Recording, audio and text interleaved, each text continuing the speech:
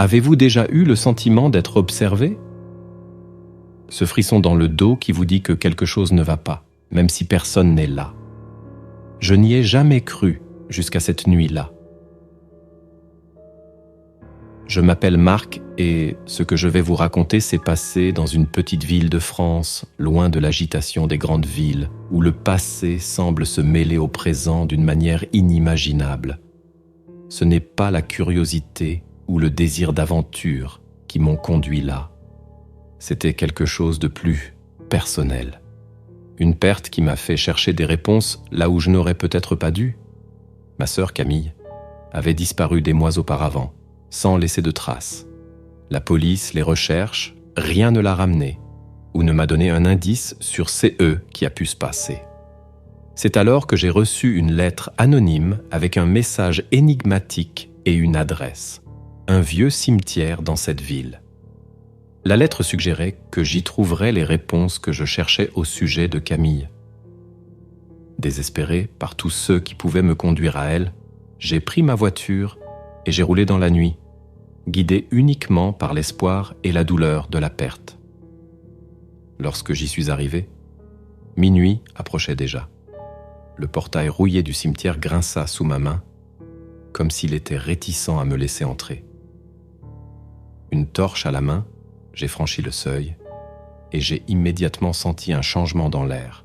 C'était comme si le monde à l'intérieur fonctionnait selon des règles différentes, des règles que je ne comprenais pas. Des sons étranges dansaient en marge de ma perception, des murmures glacés qui semblaient s'adresser directement à mon âme. Chacun de mes pas résonnait, amplifié par un silence qui semblait vivant, presque étouffant. C'est alors que j'ai vu la tombe, distincte des autres, avec un nom que je ne connaissais pas, Étienne. Et à côté, la terre remuait d'une tombe fraîchement creusée. Mon cœur s'est emballé, non pas pour la découverte, mais pour le contact froid et inattendu sur mon épaule, alors qu'il n'y avait personne derrière moi. À ce moment-là, j'ai su que j'étais sur le point d'entrer dans un monde dont je ne pourrais peut-être pas m'échapper, mais je devais savoir. Je devais trouver le moindre indice sur Camille, même si cela signifiait affronter CE qui habitaient cette terre perdue. J'ai essayé de me convaincre que c'était juste le vent ou mes nerfs qui parlaient, que cette main froide sur mon épaule n'était que mon imagination qui essayait de me jouer des tours. Mais vous savez, quand vous sentez la peur vous envahir, il n'y a aucune logique qui puisse vous aider. Et c'est à ce moment-là que j'ai entendu, clair comme le jour, mon nom chuchoté par le vent. « Marc !» a dit une voix qui n'appartenait pas à ce monde. J'ai eu l'impression que mon cœur voulait sortir de ma poitrine et j'ai eu du mal à respirer.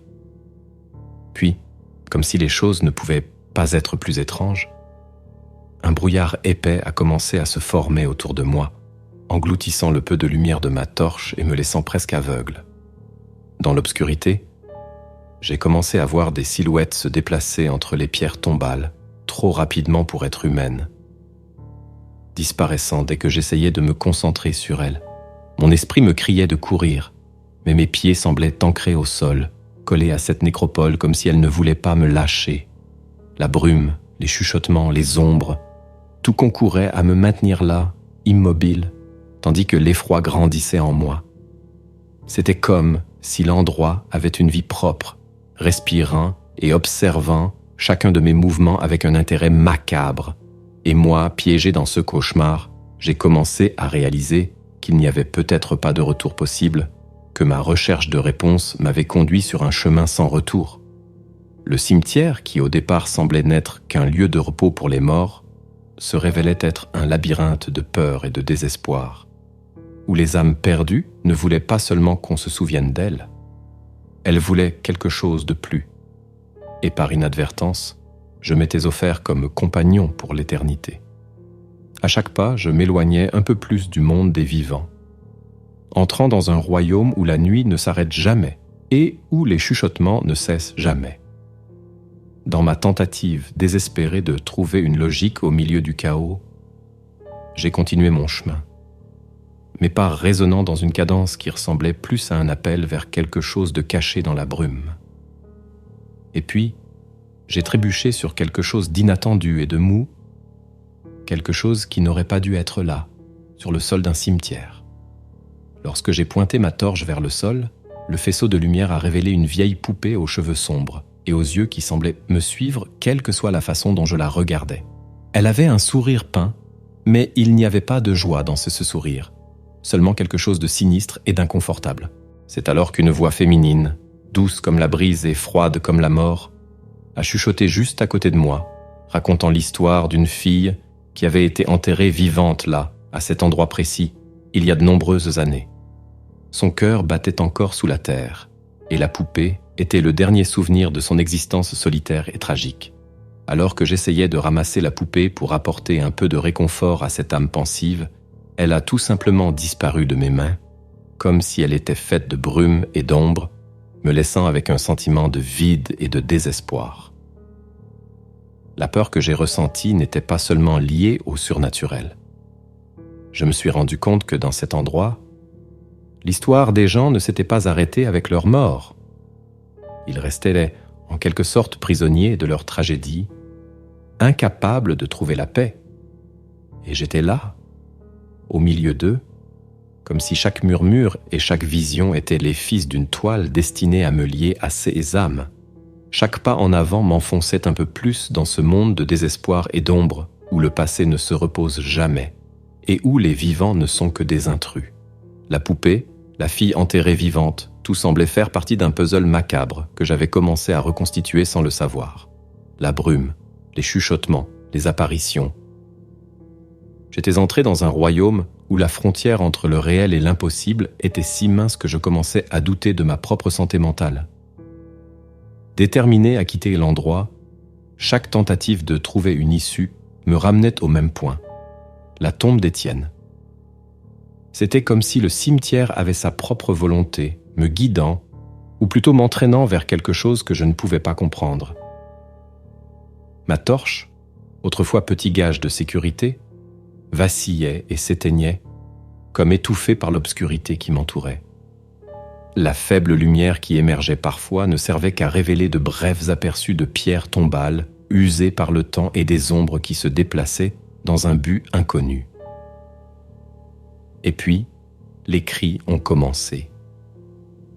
Ce n'était pas les cris d'une seule personne, mais de plusieurs, un chœur de douleur et de fureur qui semblait provenir de toutes les directions. Ils étaient si réels, si palpables, que pendant un instant, je me suis retrouvé entouré d'une foule invisible d'âmes tourmentées. Chacune réclamant quelque chose que je ne pouvais pas lui offrir. L'effroi que je ressentais n'était pas seulement dû au son des cris, mais au sentiment que, d'une manière ou d'une autre, j'étais la raison de leur angoisse. C'est alors que j'ai ressenti quelque chose de plus physique qu'un murmure ou une vision. Des griffures sur mon visage, aussi réelles que n'importe quelle douleur que j'ai jamais ressentie. Il n'y avait personne près de moi, mais les marques rouges et sanglantes sur ma peau étaient la preuve que les entités avec lesquelles je communiquais n'étaient pas seulement dans ma tête. Elles étaient là, avec moi, furieuses pour une raison inconnue. Dans un acte de désespoir absolu, j'ai couru. J'ai couru sans regarder en arrière, sans me soucier d'où j'allais, sachant simplement que je devais m'échapper de cet endroit. Mais le cimetière, avec ses chemins qui se tordaient et se retournaient sur eux-mêmes, semblait se délecter de ma fuite futile. Chaque pas en avant me conduisait plus profondément dans son cœur sombre, où les histoires de mort et de désespoir tissaient une toile dont je ne pouvais m'extirper. La vérité commençait à m'apparaître, cruelle et implacable. J'étais perdu dans un monde qui n'appartenait pas aux vivants, mais aux âmes de ceux qui n'avaient pas trouvé le repos. Et d'une manière ou d'une autre, j'étais devenu une partie de leur veille éternelle. Dans ma course effrénée, j'ai trébuché et je suis tombé dans une ouverture dans le sol que je n'avais pas vue à cause du brouillard épais. Le choc de la chute a été brutal, et pendant un instant, l'air a été chassé de mes poumons. En essayant de reprendre mon souffle, je me suis rendu compte que j'étais tombé dans une fosse à ciel ouvert. La panique s'est emparée de moi lorsque j'ai senti des mains, froides comme la glace et fortes comme le fer, saisir mes chevilles et me tirer vers le bas.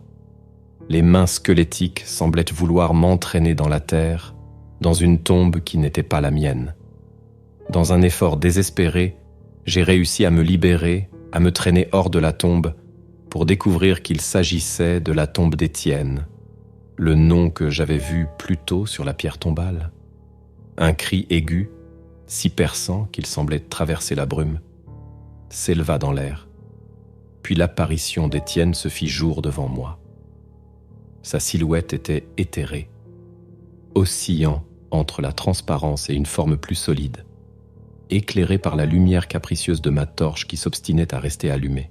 Les yeux brillants d'une colère surnaturelle, Étienne m'accusait de troubler son repos éternel.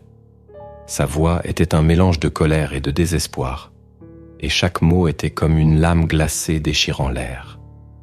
J'ai essayé de m'excuser, d'expliquer ma présence, de parler de la recherche désespérée de ma sœur, mais les mots semblaient inutiles, absorbés par l'obscurité et le bruit des cris qui continuaient à résonner au loin.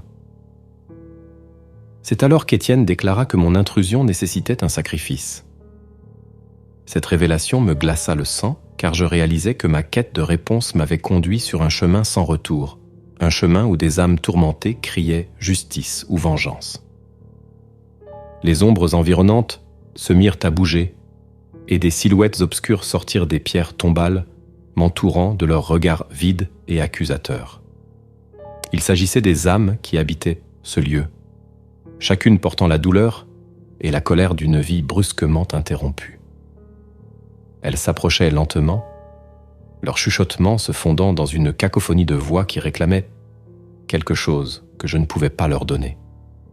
J'étais encerclé, sans issue, forcé d'affronter les conséquences d'une curiosité qui s'était transformée en un cauchemar sans fin. Ces âmes, coincées entre le monde des vivants et celui des morts, ne cherchaient pas seulement à être reconnues pour leur tragédie, elles voulaient que quelqu'un partage leur souffrance éternelle. Et à ce moment-là, j'ai réalisé que j'avais peut-être été choisi pour être ce quelqu'un. Le cœur battant à tout rompre, j'ai affronté le regard brûlant d'Étienne, implorant une chance de me racheter, de sortir de ce cauchemar avec un espoir de rédemption. Mais la réponse ne vint pas par des mots, mais par une pression croissante autour de moi, comme si l'air s'épaississait de la colère des âmes qui m'entouraient. Elle réclamait un sacrifice, une exigence qui résonnait comme une sombre finalité. Alors que je luttais contre l'inévitabilité de la situation, une terrible prise de conscience commença à se former en moi. Il n'y aurait pas d'issue facile. Aucun mot ou geste ne pourrait apaiser le tourment de ces âmes perdues. Les ombres autour de moi semblaient prendre vie, formant des figures presque humaines, des figures de personnes qui avaient autrefois respiré, aimé et souffert. Chacune d'entre elles portait la marque de sa propre tragédie, des histoires inédites de vies arrachées prématurément. Ils avançaient, non plus comme des chuchotements et des ombres, mais comme une armée de désespoir et de vengeance déterminée à me faire sentir le poids de leurs innombrables agonies. J'ai essayé d'argumenter, d'appeler à la pitié, mais mes mots se sont perdus dans le vent, noyés dans les cris des âmes. C'était comme si chaque murmure, chaque son, chaque mouvement dans l'air était une sentence, me jugeant pour une culpabilité que je n'avais pas choisie, mais qui semblait maintenant inéluctablement mienne. La terreur de ma situation devenait palpable, une entité en soi qui m'enveloppait, étouffant toute étincelle d'espoir. C'est alors que les âmes commencèrent à me traîner vers la tombe d'Étienne, leurs mains froides comme la mort se refermant sur moi.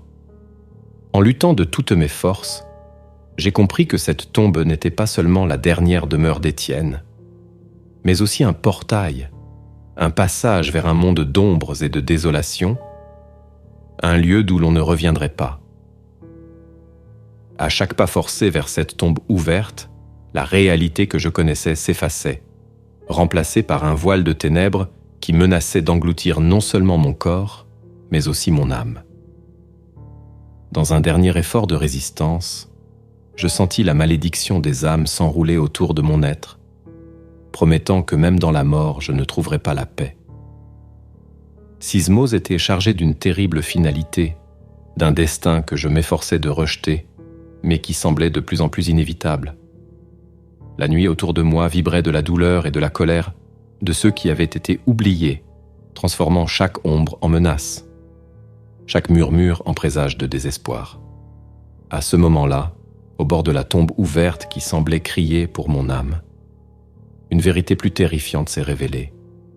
Chaque histoire racontée par des âmes torturées, chaque vie interrompue et chaque injustice subie était désormais mêlée à ma propre existence. À chaque histoire, une douleur insupportable me consumait, pas seulement physique, mais une agonie qui déchirait l'âme, me forçant à partager le désespoir et les tourments que ces âmes avaient endurés. C'était comme si je vivais d'innombrables tragédies, l'une après l'autre, dans un cycle sans fin de souffrance et de désolation.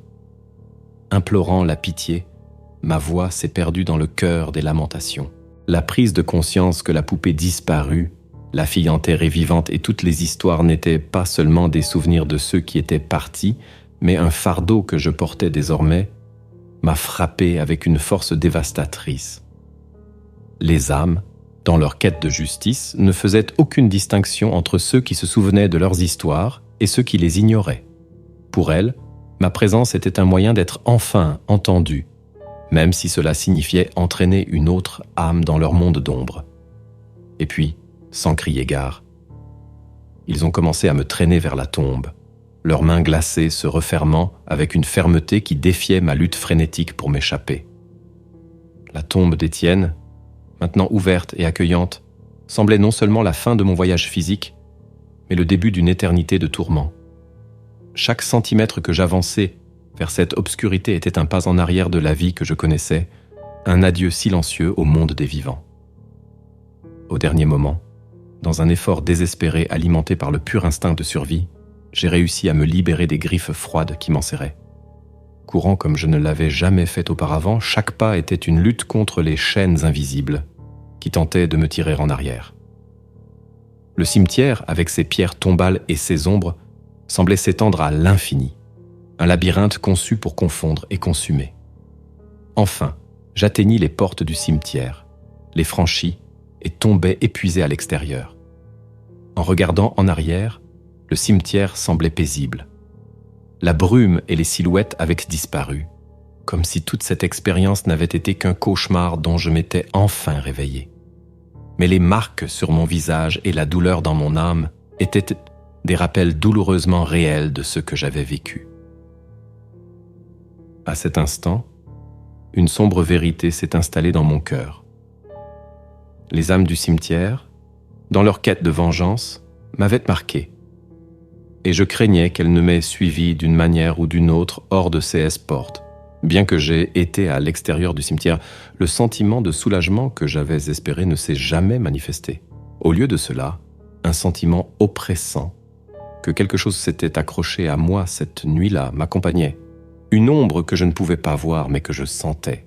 Je suis rentré chez moi, mais la paix que j'avais recherchée, la normalité de ma vie avant cette visite au cimetière, semblait maintenant un souvenir lointain, presque comme si elle appartenait à quelqu'un d'autre.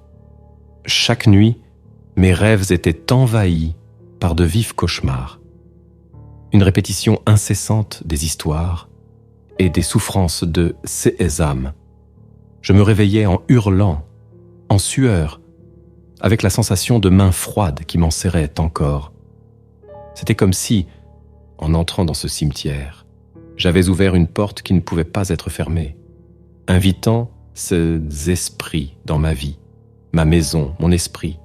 Et il n'a pas fallu longtemps pour que ces cauchemars commencent à se manifester dans mon état de veille. Les objets se déplaçaient tout seuls, les portes se fermaient, sans personne autour. Et le froid, un froid qui s'installait dans mes os et ne voulait pas partir, comme si l'hiver du cimetière m'avait suivi jusqu'à la maison. Mais le pire, c'était les chuchotements. Ils étaient partout, des chuchotements que j'étais le seul à entendre, des mots que je ne voulais pas comprendre, des souvenirs qui n'étaient pas les miens. J'ai commencé à voir les âmes dans l'ombre, au coin de mes yeux, des silhouettes qui se dérobaient et disparaissaient lorsque j'essayais de les regarder directement. Il n'y avait aucun doute. Les âmes du cimetière m'avaient suivi, m'avaient marqué comme l'un d'entre eux, incapable d'échapper à leur monde de douleur et de désespoir. Ma propre maison, mon refuge, devint un lieu de peur et de tourment, où le passé et le présent s'entrechoquaient dans une cacophonie d'horreur. Ma santé mentale a commencé à s'éroder sous le poids de ces expériences. La frontière entre ce qui était réel et ce qui était le fruit de mon imagination torturée s'est estompée. Je me suis isolé de plus en plus, incapable de partager. C'est eux qui m'arrivaient de peur de ne pas être cru ou, pire, d'être considéré comme folle. La solitude et l'isolement sont devenus mes seuls compagnons alors que je luttais pour conserver un semblant de santé mentale. Les objets de ma maison continuaient à bouger d'eux-mêmes, créant un théâtre d'ombre qui m'empêchait de dormir nuit après nuit. Les chuchotements étaient devenus des conversations, les voix de personnes que je n'avais jamais rencontrées, mais dont les histoires de vie et de mort étaient désormais mêlées à ma propre existence. Au cours d'une de ces longues journées d'isolement, j'ai commencé à voir leurs visages. Non plus des silhouettes fugaces ou des ombres, mais des visages clairs et définis, reflétés dans les miroirs, dans les fenêtres, toujours au coin de mon œil. C'était comme si le voile entre les mondes s'était aminci à tel point que j'habitais à la fois le leur et le mien. Chaque apparition était porteuse d'un message, d'une histoire de douleur et d'injustice, d'une demande d'attention que je ne savais pas comment satisfaire. Ma santé mentale, déjà fragile, a commencé à s'effondrer sous le poids de ces 16 visites incessantes. Mes amis et ma famille, inquiets de mon isolement et de mon déclin, ont essayé d'intervenir. Mais comment expliquer que ma maison était devenue un domaine pour les âmes d'un lointain cimetière ? Comment demander de l'aide sans donner l'impression d'avoir perdu la tête ? Dans ma quête désespérée de réponses, je me suis plongé dans des recherches sur le cimetière, les histoires de ceux qui y sont enterrés et tout ce qui pouvait m'offrir un aperçu de la compréhension ou peut-être une solution. J'ai découvert des vies interrompues, des morts tragiques, et j'ai commencé à comprendre que les âmes tourmentées ne cherchaient pas seulement à se souvenir, mais aussi à obtenir justice ou au moins la paix. Chaque histoire était un fil dans l'enchevêtrement des tragédies qui m'enveloppaient désormais, des liens que j'essayais désespérément de défaire dans l'espoir de trouver un peu de soulagement pour moi et pour eux. Mais au fur et à mesure que les pièces du puzzle se mettaient en place, j'ai pris conscience d'une réalité plus sombre. Il ne s'agissait pas seulement d'entendre ou de comprendre leurs histoires. D'une certaine manière, j'en faisais partie. Mon incursion dans ce cimetière n'avait pas été une simple visite. Elle avait été une invocation, une invitation pour ces âmes à entrer dans ma vie et à en changer le cours pour toujours. Cette prise de conscience m'a laissé avec plus de questions que de réponses, chaque découverte ouvrant de nouvelles couches de mystère et de terreur. Ce qui avait commencé comme une recherche de réponse au sujet de ma sœur était devenu un voyage à travers un voile de souffrance et de mort, un chemin dont je craignais qu'il ne soit pas possible de revenir.